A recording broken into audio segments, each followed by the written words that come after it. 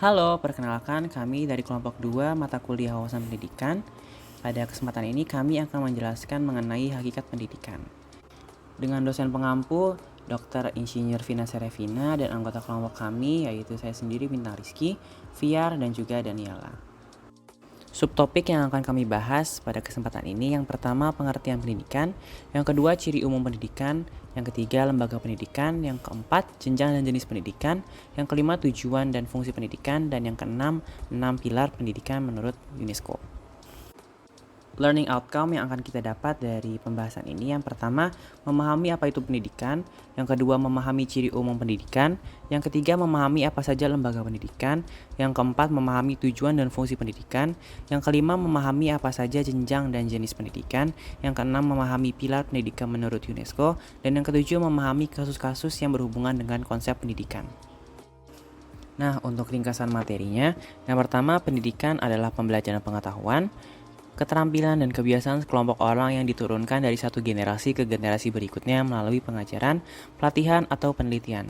Yang kedua, ciri umum pendidikan. Pendidikan bertujuan untuk memastikan bahwa kemampuan individu terus berkembang sehingga bermanfaat bagi kehidupannya sendiri sebagai individu serta bagi masyarakat dan negara di mana mereka tinggal. Yang ketiga, pendidikan terdiri dari 3 lembaga. Yang pertama lembaga pendidikan keluarga, yang kedua lembaga pendidikan sekolah, dan yang ketiga lembaga pendidikan masyarakat. Dan yang keempat, jenjang pendidikan terdiri dari pendidikan dasar, pendidikan menengah, dan pendidikan tinggi.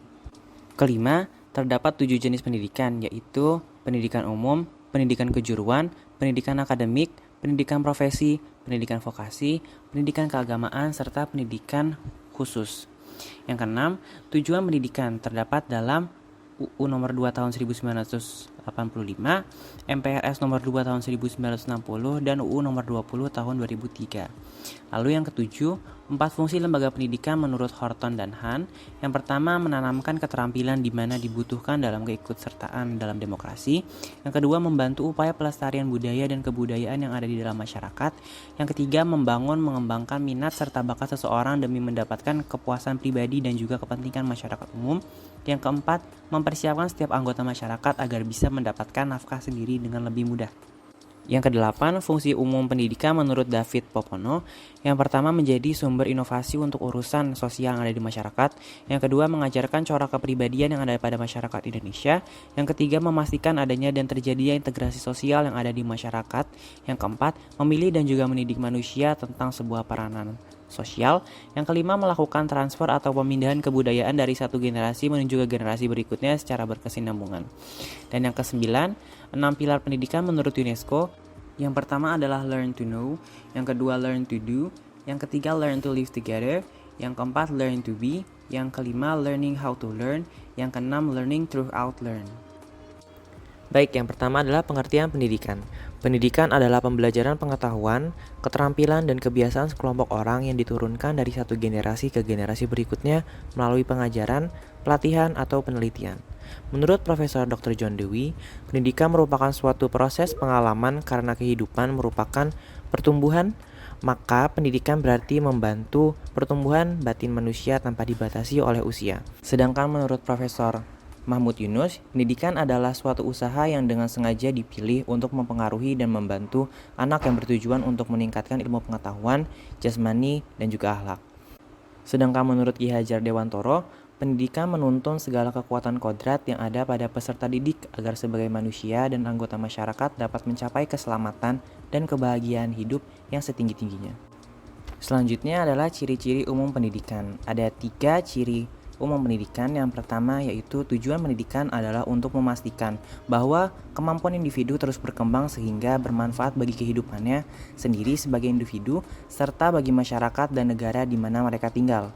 Yang kedua, untuk mencapai tujuan tersebut, pendidikan perlu melakukan usaha yang disengaja dan terencana dalam memilih isi, materi, strategi kegiatan, dan teknik penilaian yang sesuai.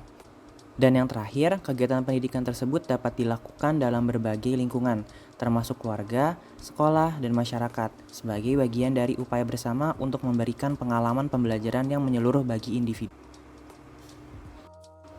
Baik, selanjutnya adalah lembaga pendidikan. Yang pertama, lembaga pendidikan keluarga. Keluarga merupakan lembaga pendidikan tertua yang bersifat informal. Tugas keluarga adalah meletakkan dasar-dasar perkembangan anak agar anak dapat berkembang dengan baik.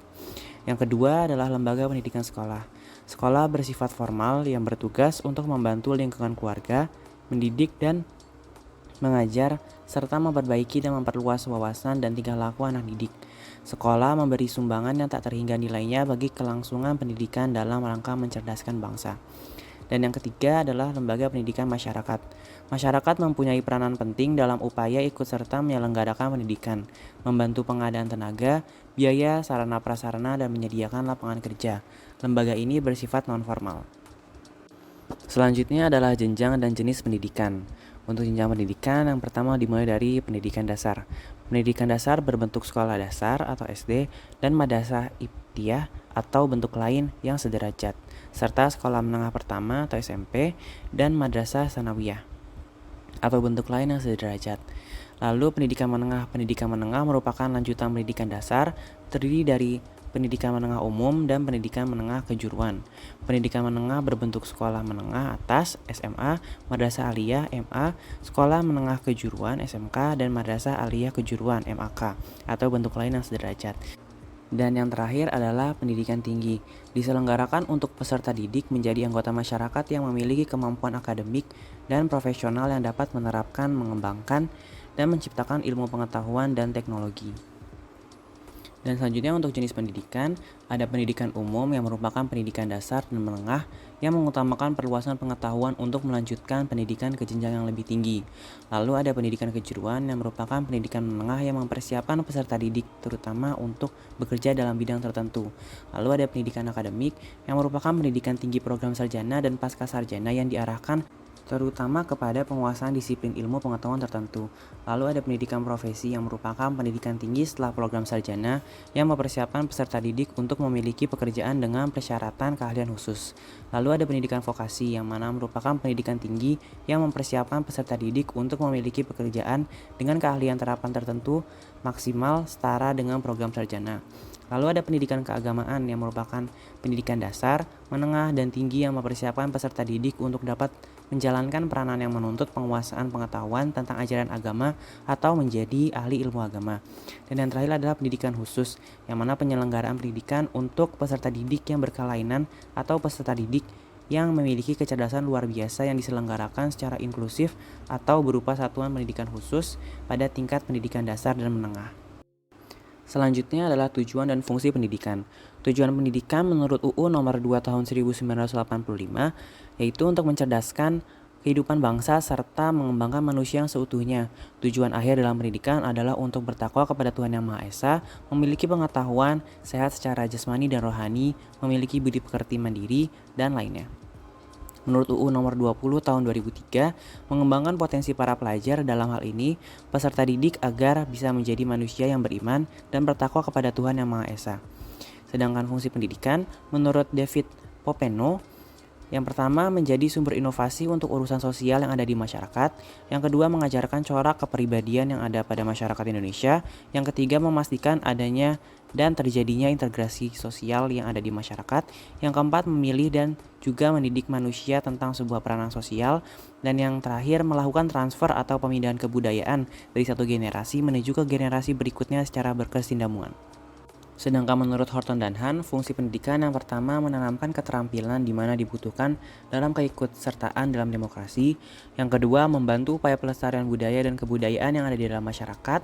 Yang ketiga, mengembangkan minat serta bakat seseorang demi mendapatkan kepuasan pribadi dan juga kepentingan masyarakat umum. Dan yang keempat, mempersiapkan setiap anggota masyarakat agar bisa mendapatkan nafkah sendiri dengan lebih mudah. Yang selanjutnya adalah 6 pilar pendidikan. Yang pertama adalah learning to know atau belajar mengetahui, yang merupakan kemampuan untuk mengetahui dan memahami makna di balik materi ajar yang diterima. Yang kedua adalah learning to do, belajar melakukan sesuatu, adalah menuntun orang untuk berbuat atau praktek, juga mengembangkan teori atau konsep intelektualisinya. Dan yang ketiga ada learning to live together atau belajar hidup bersama, adalah menuntut seseorang untuk hidup bermasyarakat dan menjadi educated person yang bermanfaat baik bagi diri dan masyarakatnya maupun bagi seluruh umat manusia. Yang keempat adalah learning to be atau belajar menjadi sesuatu, adalah menggali dan menentukan nilai kehidupannya sendiri dalam hidup bermasyarakat sebagai hasil belajarnya. Yang kelima adalah learning how to learn, yaitu belajar untuk belajar, adalah membawa peserta didik pada kemampuannya untuk dapat mengembangkan strategi dan kiat belajar yang independen, kreatif, inovatif, efektif, efisien, dan penuh percaya diri. Dan yang terakhir adalah learning throughout learn atau belajar sepanjang hayat, adalah menuntun dan memberi pencerahan pada peserta didik bahwa ilmu bukanlah hasil buatan manusia tetapi hasil temuan atau hasil pencarian manusia. Dan untuk kesimpulan, yang pertama, pendidikan merupakan pembelajaran pengetahuan, keterampilan, kebiasaan sekelompok orang yang diturunkan dari satu generasi ke generasi berikutnya melalui pengajaran, pelatihan, atau penelitian dan berperan penting dalam pembentukan individu. Yang kedua, ciri umum dari pendidikan adalah memiliki tujuan untuk memastikan kemampuan individu terus berkembang sehingga bermanfaat bagi dirinya sendiri dan masyarakat sekitarnya. Yang ketiga, lembaga pendidikan terdiri dari 3 lembaga, yaitu lembaga pendidikan keluarga, lembaga pendidikan sekolah, dan lembaga pendidikan masyarakat. Ketiga lembaga pendidikan tersebut memiliki peran penting dalam pendidikan, mulai dari memberikan dasar-dasar perkembangan hingga menyelenggarakan pendidikan formal dan non-formal untuk mencerdaskan bangsa. Yang keempat, jenis pendidikan meliputi pendidikan umum, pendidikan kejuruan, pendidikan akademik, pendidikan profesi, pendidikan vokasi, pendidikan keagamaan, dan pendidikan khusus. Sedangkan untuk jenjang pendidikan meliputi pendidikan dasar, menengah, dan tinggi. Kesimpulan yang kelima, pendidikan berfungsi untuk menanamkan keterampilan untuk berdemokrasi, membantu pelestarian budaya, membangun minat dan bakat, serta mempersiapkan setiap anggota masyarakat untuk mendapatkan nafkah dan meningkatkan kemampuan bersosial. Dalam UU Nomor 20 Tahun 2003, tujuan pendidikan adalah untuk mengembangkan potensi para pelajar dalam hal ini, peserta didik agar bisa menjadi manusia yang beriman dan bertakwa kepada Tuhan Yang Maha Esa. Dan untuk kesimpulan yang keenam, terdapat 6 pilar pendidikan, yaitu learn to know, learn to do, learn to live together, learn to be, learn how to learn, dan yang keenam, learning throughout learn. Studi kasus pertama dari Fir Sukmalestari, Fisika 2023, dengan judul Sidang Perdana Tawuran SMA 6 dan 70. Latar belakangnya yaitu pada tanggal 24 September 2012, di Bundaran Bulungan, Jakarta Selatan, sejumlah siswa SMA 70 menyerang siswa SMA 6. Akibatnya korban jiwa jatuh, yaitu Alawi Yusianto Putra, seorang siswa SMA 6 yang tewas karena luka bacok di dada. Sedangkan polisi berhasil menangkap pelaku pembunuhan Alawi, yaitu Fitra Ramadhani. Dalam persidangan, Fitra Ramadhani didakwa melanggar beberapa pasal dalam KUHP, termasuk pasal 338 tentang pembunuhan, pasal 170 ayat 2 tentang pengeroyokan, serta pasal 351 ayat 3 tentang penganiayaan. Input masalah. Yang pertama, apa tindakan yang tepat untuk meningkatkan keamanan di sekitar lingkungan sekolah? Yang kedua, apa kegiatan yang dapat dilakukan untuk memperkuat persahabatan dan mengurangi ketegangan? Yang ketiga, apa hukuman yang tepat untuk pelaku dan korban? Lanjut ke proses penyelesaian. Yang pertama, tindakan yang tepat untuk meningkatkan keamanan di sekitar lingkungan sekolah dengan meningkatkan patroli polisi dan kehadiran petugas keamanan. Yang kedua, mengadakan kegiatan bersama seperti forum dialog antar siswa dari kedua sekolah untuk memperkuat persahabatan dan mengurangi ketegangan. Yang ketiga, memastikan pelaku kekerasan diberi hukuman sesuai dengan hukum yang berlaku dan menerima sanksinya tegas serta perawatan dan bantuan kepada korban dan keluarganya. Output masalah. Yang pertama, meningkatkan keamanan di sekitar lingkungan sekolah dapat mengurangi insiden kekerasan dan meningkatkan rasa aman bagi siswa dan staf sekolah. Yang kedua, membentuk forum dialog dan kegiatan bersama dapat memperkuat persahabatan antara kedua sekolah, mengurangi ketegangan, dan mempromosikan perdamaian. Yang ketiga, perilaku kekerasan yang menerima hukuman sesuai dengan hukum dapat memberikan keadilan bagi korban dan mencegah terjadinya kekerasan serupa di masa depan. Dukungan psikologis dan rehabilitas bagi pelaku serta perawatan dan bantuan bagi korban dapat membantu proses pemulihan mereka. Lalu ada feedback. Yang pertama, penting untuk meningkatkan keamanan di sekitar lingkungan sekolah, seperti peningkatan patroli polisi dan kehadiran petugas keamanan untuk mencegah terjadinya insiden kekerasan di masa depan. Yang kedua, membentuk forum dialog dan kegiatan bersama antara kedua sekolah untuk memperkuat persahabatan adalah langkah positif untuk meredakan ketegangan dan membangun hubungan yang lebih baik antara siswa-siswi kedua sekolah. Yang ketiga, hukuman yang tegas terhadap pelaku kekerasan adalah penting untuk memberikan keadilan bagi korban dan mencegah terjadi kekerasan serupa di masa depan. Dukungan psikologis dan rehabilitasi bagi pelaku, serta perawatan dan bantuan bagi korban juga harus terus ditingkatkan untuk mendukung proses pemulihan mereka. Studi kasus yang kedua yaitu siswi melahirkan saat ujian di kelas. Latar belakangnya, pada hari Kamis 30 November 2023, seorang siswi di Kabupaten Sampang, Madura, Jawa Timur melahirkan seorang bayi di dalam kelas saat sedang melaksanakan ujian akhir semester. Seorang guru pengawas ujian mengaku tidak ada tanda-tanda mencurigakan dari siswi tersebut sebelum ujian. Namun setelah siswi dan siswa mulai mengerjakan ujian, suasana ruangan tersebut menjadi ramai. Ternyata salah satu siswi dalam ruangan itu melahirkan. Siswi tersebut lalu dilarikan ke RSUD Muhammad Zin, sedangkan bayinya dibawa ke puskesmas.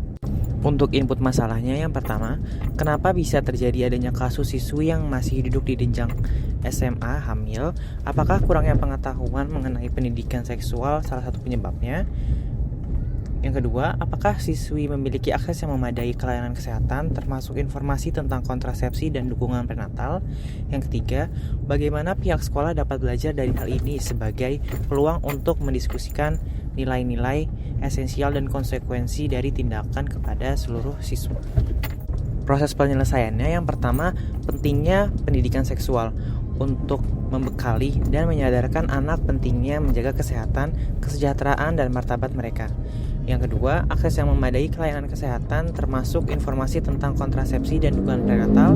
Dan yang ketiga, pihak sekolah dapat belajar agar memiliki kebijakan yang jelas dan inklusif untuk mengatasi kehadiran siswi yang hamil atau memiliki anak. Ini dapat mencakup izin sakit yang fleksibel dan program pendidikan alternatif.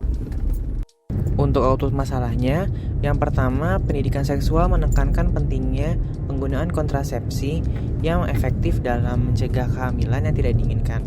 Yang kedua, lingkungan sekolah harus memastikan bahwa siswa dan siswi mendapatkan pendidikan kesehatan seksual yang komprehensif dan akses kesehatan yang memadai, mencakup informasi tentang kontrasepsi kehamilan dan layanan kesehatan seksual. Yang ketiga, sekolah dapat belajar untuk memperkuat kurikulum pendidikan seksual yang mencakup informasi tentang anatomi, reproduksi, kontrasepsi, kehamilan, serta keterampilan interpersonal dan pengambilan keputusan yang sehat. Dan untuk feedbacknya, yang pertama, memahami kontrasepsi dan memiliki keterampilan komunikasi yang baik merupakan salah satu bentuk diterapkannya pendidikan seksual, membantu siswa dan siswi merencanakan masa depan mereka dengan lebih baik dan mencegah situasi yang tidak diinginkan seperti kehamilan remaja. Yang kedua, kerjasama antara sekolah dan lembaga kesehatan setempat dapat memastikan bahwa siswa dan siswi memiliki akses yang memadai ke layanan kesehatan yang mereka butuhkan. Yang ketiga, kebijakan yang fleksibel dan berorientasi pada siswa dan siswi memungkinkan sekolah untuk belajar merespon dengan bijaksana terhadap situasi yang kompleks dan unik seperti kehamilan remaja.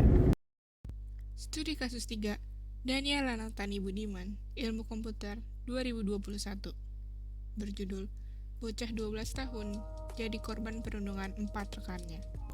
Latar belakang, F, seorang siswa kelas 6 SD, mengalami bullying pada Februari 2023. Saat hendak jajan ke kantin, temannya menyelengkat kaki F hingga terjatuh dan terluka. F takut untuk menceritakan kejadian tersebut, berpikir luka akan sembuh dengan sendirinya. Namun, kondisi kaki F semakin memburuk. Orang tuanya khawatir dan membawa F ke rumah sakit. F didiagnosis mengalami infeksi dan harus dioperasi. Setelah beberapa upaya mencari opsi pengobatan lain, F dirujuk ke rumah sakit Darmais.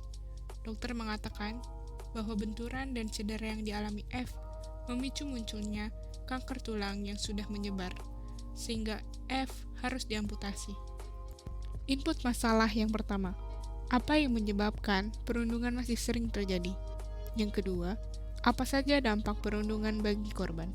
Yang ketiga, apa hubungan kasus perundungan dengan konsep pendidikan? Proses masalah yang pertama, perundungan masih sering terjadi karena kurangnya perhatian dari orang tua, sekolah yang tidak peduli, dan kurangnya kemampuan anak untuk mengelola emosi. Yang kedua, dampak perundungan dari kasus ini, F mengalami dampak negatif secara psikologis dan fisik dengan kakinya yang harus diamputasi. Yang ketiga, hubungan dari kasus perundungan dengan konsep pendidikan adalah kasus perundangan ini menandakan bahwa tujuan pendidikan belum tercapai karena korban mengalami dampak yang merugikan pada dirinya secara fisik dan psikologis.